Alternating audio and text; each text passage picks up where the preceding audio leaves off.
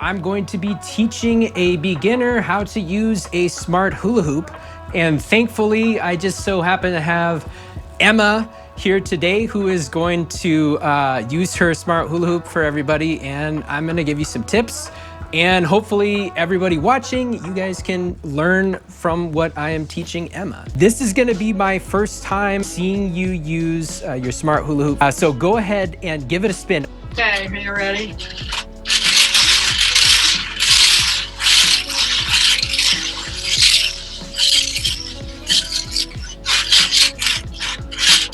You know, that actually wasn't too bad here.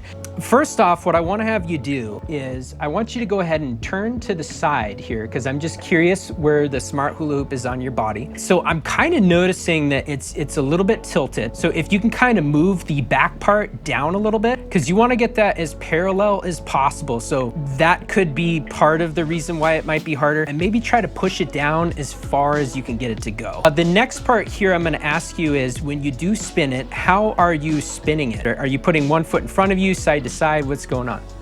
I have one foot slightly in front.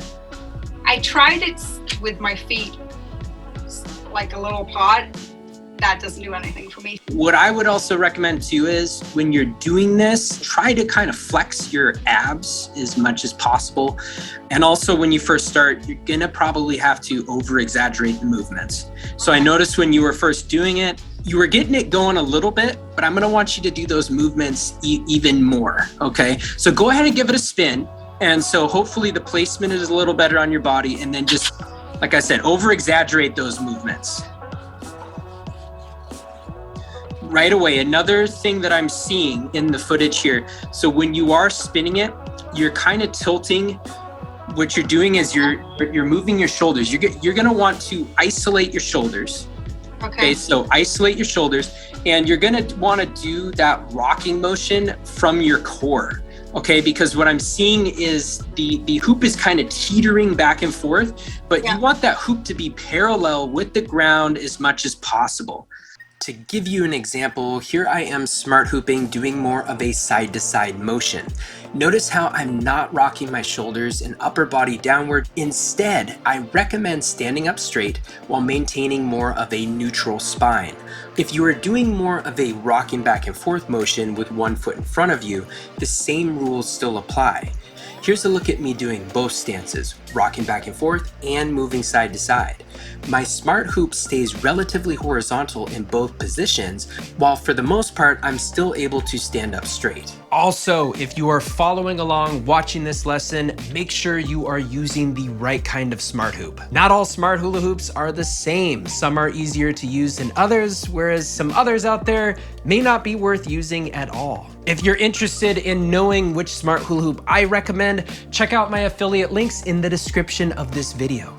Now back to the lesson. So go ahead and now try that again, making that hoop more parallel. Another thing I'm seeing too is you're gonna have to give that a better first spin. That first spin is really important. So go really hard. There, that was much better. Much better first spin. That's another thing I should ask you too. Your centrifugal ball, have you made it to your furthest distance? Yes. Okay, because that's gonna actually help make it easier as well. So go ahead and try it again. Like I said, give it a really nice strong throw. Okay, there you go. That's a little better. There you go. Yeah, I feel it when it goes, and then I can feel like, oh, I'm good, because it's starting to. Oh yeah, so I was also gonna ask you, have you ever tried spinning it the other direction? No, you mean with my left hand? Yeah, go ahead and try to spin it the other direction, and I'm just curious how that goes for you.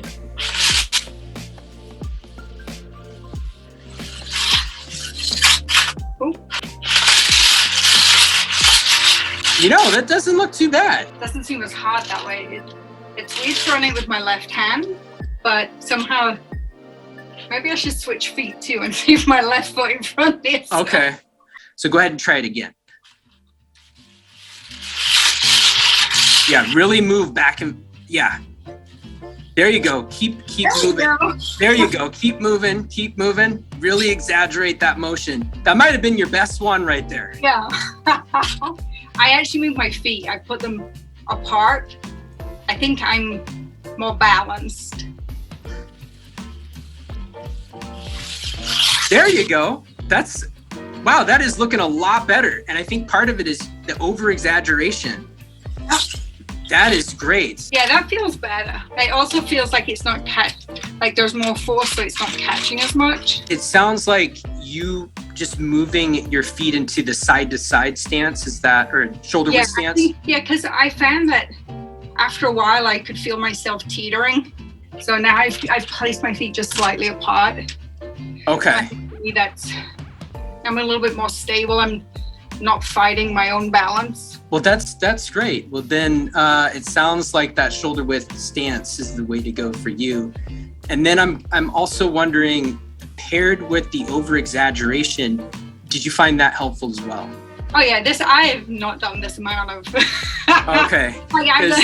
It's been like 3 or 4 times around, and then that was it. So I think what you notice with my shoulders too, like now I'm conscious of trying to keep my upper body from doing this. Yes. So I think that's been a big help too. Yeah, so you really want to isolate those shoulders. That's really important. What do you think so far of the lesson? Well, it's helped me immensely. I have to say, there's like with my shoulders and having it level, I guess I knew it was tilted, but didn't really think about that, you know? You having that perspective of seeing me with my shoulders, I had no idea. I'm just doing it. So having someone watch me and give me tips has made a huge difference.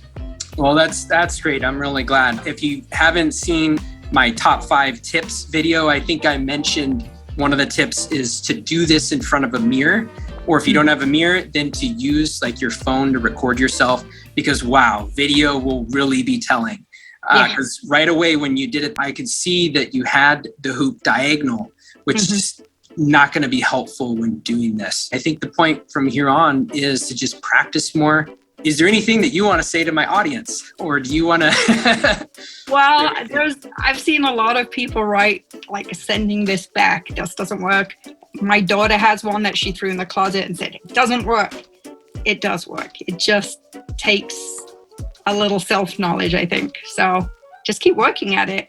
I just want to let everybody know I did create a Facebook group where people can go and connect with others about smart hula hooping. So if you haven't already, go and join that group. I put a link in the description of this video because really that's how I connected with you and found you to shoot this video. So if anybody wants to possibly do a lesson like this in the future where I put it on my YouTube channel and you get this one-on-one feedback, please go to that Facebook group and just make a post there that you want to do that. And possibly that could happen. Also about that Smart Hula Hoop Facebook group, if you are really struggling to get this, then I do recommend going there and sharing about it, because there are a bunch of members that have joined that group that may be able to help you. Once again, the link for that group is in the description of this video.